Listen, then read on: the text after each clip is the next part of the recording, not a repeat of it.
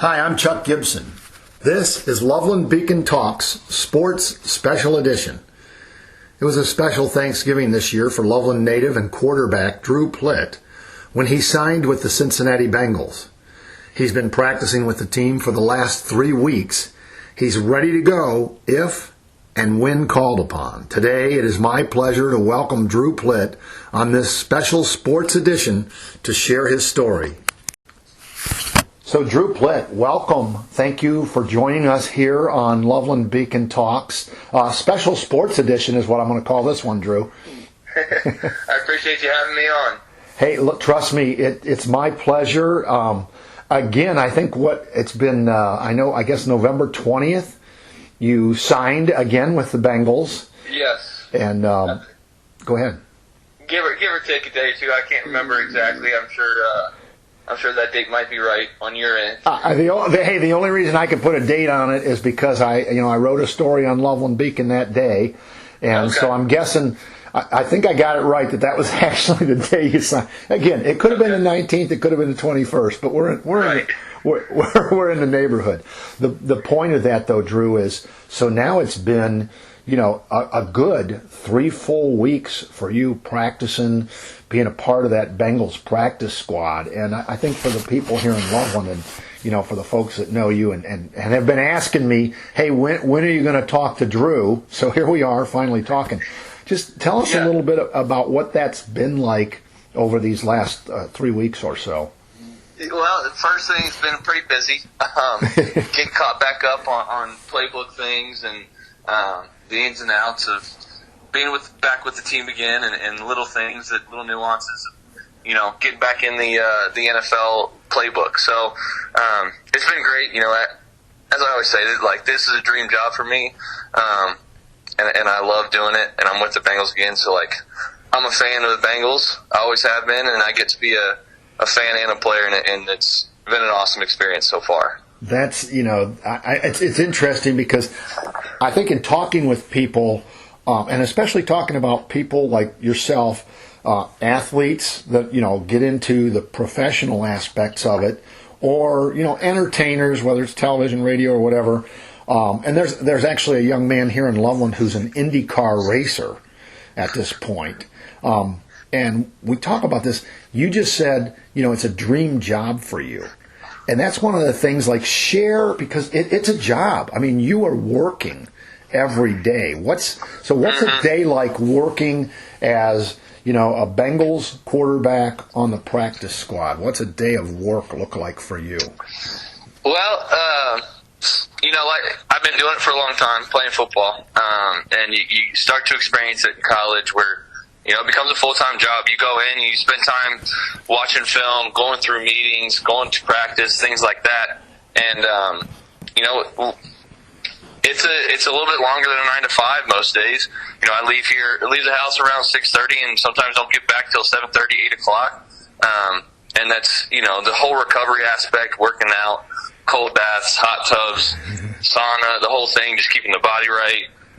Going to practice and being locked in and engaged, because being a practice squad guy, you don't get many reps, if any at all. And so mentally, you got to be locked in and understand what's going on, so that way you can help out when questions are asked, or if there's something that comes up, you can be there to answer it. And I think that's been the biggest part as a practice squad guy, and kind of my first practice squad experience is just going into it, being a sponge, soaking up the playbook as fast as I can. And then if there's help that's needed, I'm there, and I'm the first one that can be a help. Well, Drew, you bring up a good point too, because in my mind, there's kind of a set number of reps that even you get, and it sounds like that's really not a set thing. You're going through the drill. So you guys are on the field, practice squad players like yourself. I hate to player. I'm not going to say that practice squad thing anymore. We're done with that.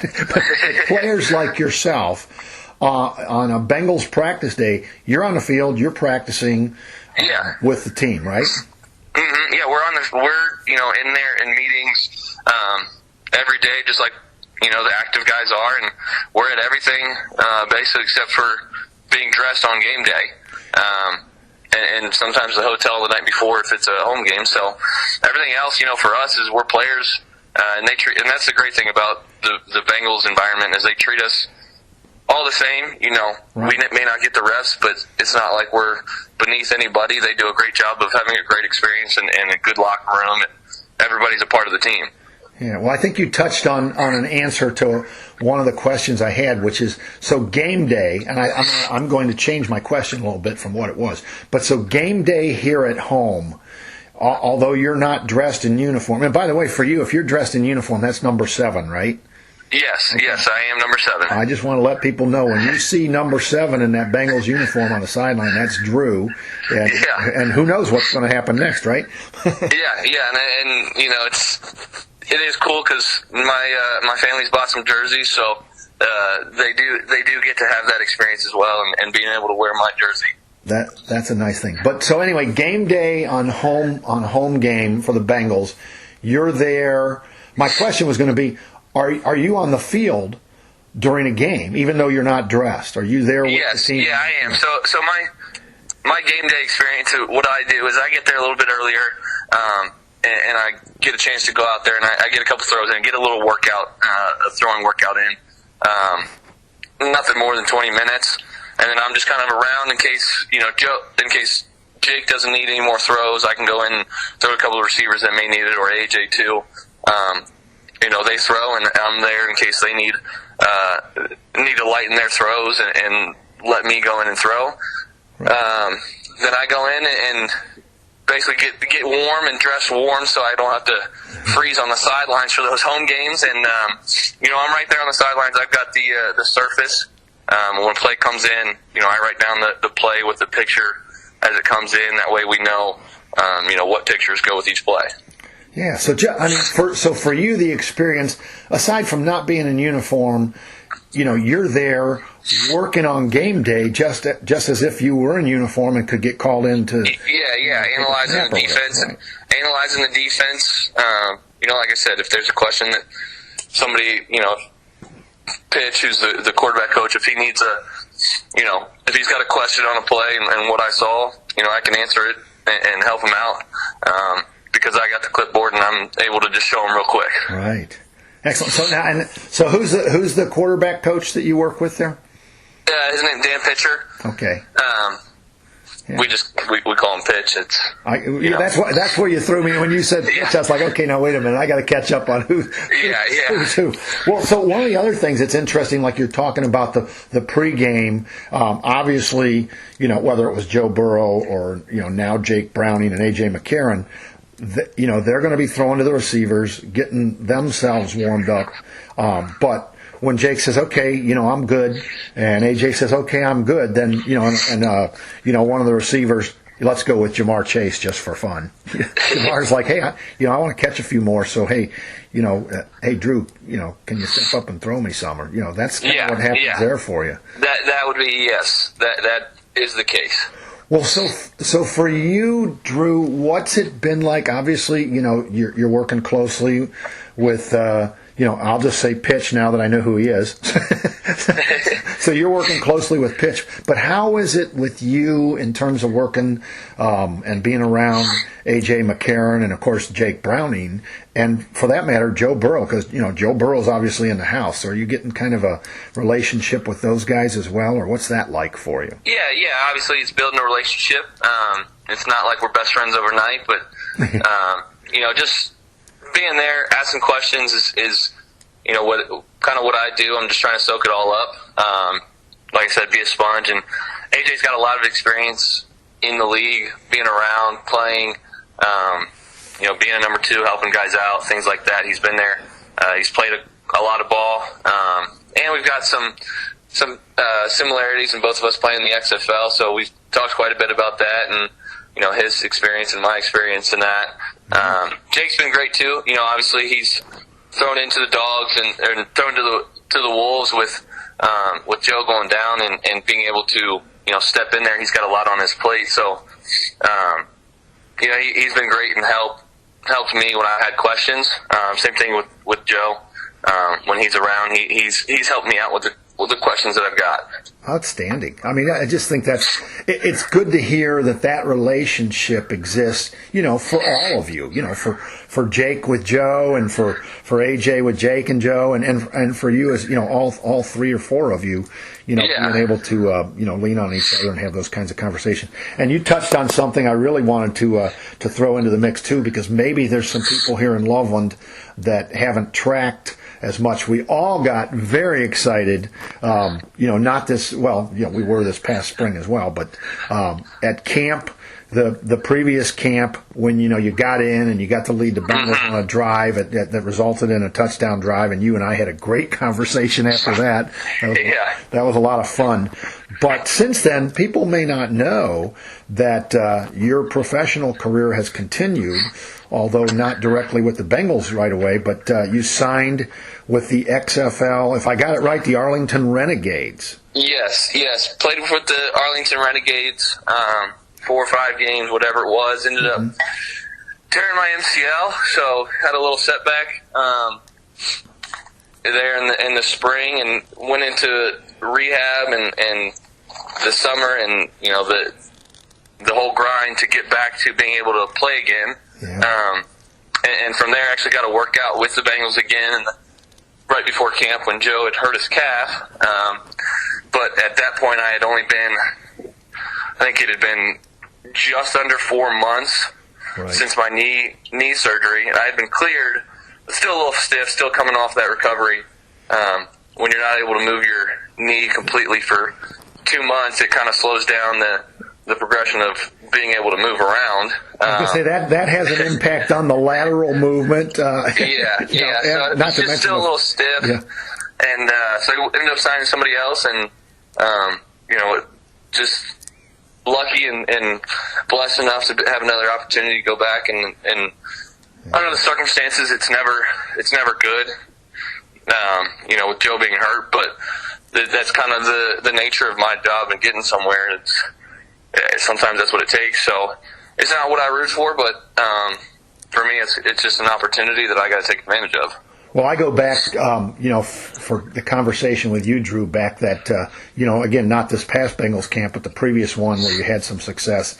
And again, what it ends up being is you staying ready and being able, whether it's Joe Burrow and the Bengals or a quarterback somewhere else in the league, that an opportunity opens up. Sure, I don't think any player or teammate is ever. You tell me if this is right or not. I don't think any of you are ever rooting for a guy to get hurt to give you an opportunity. No. I mean, and if you are, then it's the wrong profession, and you're not there for good reasons. Right. And that if you're doing that, it typically shows pretty early, and they're not around too long. Well, and I remember the other thing from that conversation previously, and I'm sure this is held true because obviously you did have the opportunity and signed with the Renegades, was at that time with the Bengals, you said, hey, the door's going to remain open. I'm going to keep doing the work. So obviously you've continued to prepare for a career as a professional football player, and that opportunity continued with Arlington. And despite that knee injury, as you said, back in April, I guess, how are you feeling now? I mean, do you think you're all the way back? What percentage would you put? I could. I mean, I'm in playing shape. I'm ready to go. And it's just, I will say the few reps I get, it's, getting my mentally back into seeing a defense and things like that. It's not always, it doesn't always just click on the first one. So it takes a rep or two to get back into shape. But I'm ready to go, and I'm in a good spot. So, like I said, I'm just trying to take advantage of this opportunity while I can. Well, those of us here at home who are, Bengal fans and rooting for the team to do well. And then, of course, those of us here in Loveland, rooting for Drew Plitt to continue to have opportunity and see what happens. Although none of us are hoping the quarterbacks get hurt, but or any other player for that matter. But, here in Loveland, we obviously want to know what's happening with Drew and wish you the best. And I appreciate it. Yeah, future opportunities. But, yesterday, again, as a Bengals fan, I'm like a whole bunch of other Bengals fans. If we weren't in the stadium, and I wasn't, I'm watching on TV, and we see Jake Browning grab that hand, and now I'm a pat myself on the back here, Drew. It's funny. If my wife were here, she could tell you this is true. I looked over because we're seeing it at TV, and they can get us a nice close up. And I said, his thumb is cramping. Yeah. I said my hand is cramped. You've probably had your hand cramped somewhere in your lifetime. But, yeah. The way his thumb was, I said his thumb is cramping. But then we got scared because the commentators don't know, and they started thinking it looked worse, and of course they went straight back to the right back to the replay, and the speculation starts and things like that. I get it. Right. Well, and the speculation here was, and despite the fact my first thought was that's cramp, but then when commentators started saying more, and the speculation it could be an injury. I was like, oh my gosh, Drew Plitt's a snap away. How exciting! Yeah. But so did that thought ever cross your mind? Again, you're on the sidelines yesterday at Paycor. And, not in uniform. You weren't going to come into the game yesterday because that option isn't available to the Bengals. Yes. But, you might have been taking a different number of reps, starting today. Yeah, it might have changed real quickly. But, like you said, I saw Jake immediately. I kind of figured what it was. Yeah. And, obviously getting confirmation later that that's what it was. And he was fine, so that was good. It did. It crossed my mind. I was like, "Wow, that's I'm a snap away. Things could be looking different." But it crossed my mind for a brief moment. But again, I was hoping for the best for Jake, and he's all right. So that's all that matters.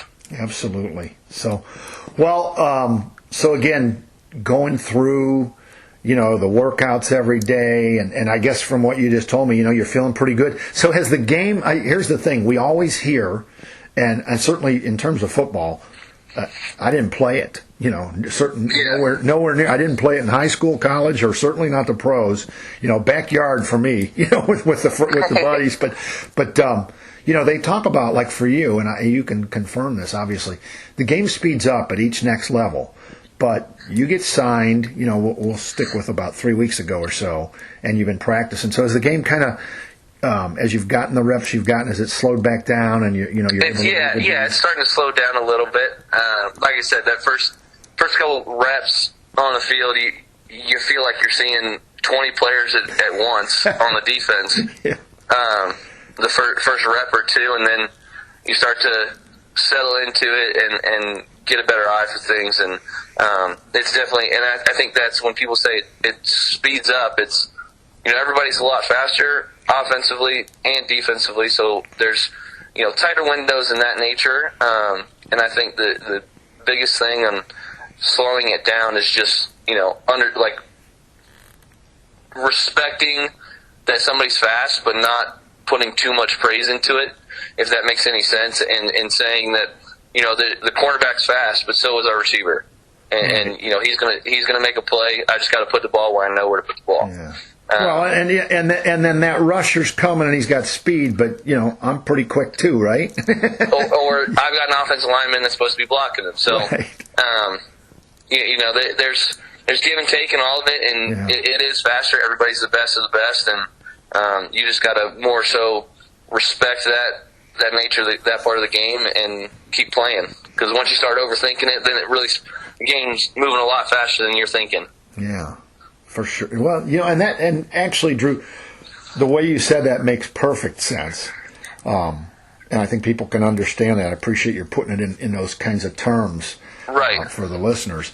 The other thing I did want to ask you, and we already touched on the fact, so home game, you're on the sidelines, not in uniform. When the team travels, what about the players like yourself? Now, do you travel with them, or I do travel with them. I think with that emergency third quarterback rule that's new, I think that's the reason. But again, I'm not for sure on how it was last year, right? As I wasn't around, but. I believe that the emergency third, if something does happen, Saturday night, somebody gets sick, I can get activated that next morning or whatever it is. Yeah. But once that game time, I believe I got some clarification on that, because I think that's what that rule is. The new one this year is basically you can travel to the third quarterback. He doesn't have to be activated until at least game time if you plan on activating him. Yeah, if something, again, as you said, if something happens to number 2, then the team is not hung out to dry. Correct, so to speak.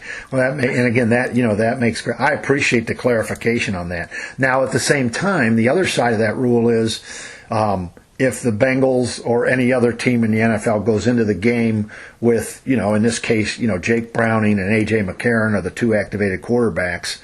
Again, on the road, you'll be there. You'll be on the sideline. You won't be in uniform, and they can't activate you during the game. It has to be correct. Right, correct. It would be, I think a lot of the rule came from that 49ers game last year, and them not having a third quarterback. But I think it wouldn't have changed much in what happened in the game because unless they had a third quarterback activated. Right. Yeah, and that's a good point because in that game, they had their 2 guys at the start of the game. Mm-hmm. They wouldn't have had the third guy active. But that's a good point. I didn't think about that, but it certainly impacted them in that championship game. That is for sure, big time. But another question, if you can share this, or and again, it's kind of your opinion. What's kind of the team demeanor right now? There's been a couple bumps in the road for the Bengals this season, but the team seems to be, getting it done, playing good football right now. What's the feeling, out there on the practice field, and we still got a chance at making the playoffs, and that's what we're fighting for. And I think you see that the last 2 weekends, guys are playing hard. They're not giving up on this season. It's still a chance to make the playoffs. Nobody's giving up. Jake's doing a great job, leading the team and doing his job, getting playmakers the ball and being smart with it. So, from what I can see, everybody's playing hard and wanting to play for the playoffs. We're playing meaningful football in December and January, and everybody's still playing hard. Yeah, that's that's the way it looks, and it's good to hear that you can feel that being around your teammates, and that's the sense that the team has. It's fun to hear that from the outside. Well, Drew, listen, thank you so much for taking the time to share a little bit of your experience with us and talk with us. I'd love to have you on again. If you don't mind, I'll reach out somewhere along the way if that's good with you. Yeah, and sorry it took so long to get back. I appreciate you having me on. It's kind of been like, I'm sure you can guess, it's been a whirlwind just getting back into it, and a lot of it was when I heard the news, I kind of knew a little bit before everybody, and I just wanted to make sure everything went smoothly, and once I signed, it was a full, here's the playbook, you're in meetings this afternoon, and just figure it out. Ask questions along the way. So I was just, I went. It was the week of Thanksgiving, and family around. I jumped into the playbook and was studying as much as I could. That first week, I was just trying to catch up on the playbook. The second week was a little bit better. Yeah. By this week, I feel pretty good, and outstanding. Pretty happy with where I'm at, and excited for the rest of the season. Well, I guess you got some time to eat some turkey though and stuff, right? Yeah. We had the afternoon off and had a good turkey dinner. Good deal. Well, listen, Drew. Hey, continued success to you, and Merry Christmas and a Happy New Year. Hopefully, I'll talk to you along the way, and you'll have some more great news to share about what's happening with the Bengals as a team, and for you that the experience continues to be a good one. Absolutely. I appreciate you having me on, and Happy New Year and Merry Christmas. Thank you, Drew. Take care. Take care. You bet. Bye. That was Drew Plitt sharing his experience as practice squad quarterback with the Cincinnati Bengals. He'll continue to practice and be ready if needed. Watch for him on the Bengals sideline during game days. I'm Chuck Gibson, saying thanks for listening here on Loveland Beacon. Loveland Beacon Talks is a special presentation of Loveland Beacon Digital Media and Gibson Communications, LLC.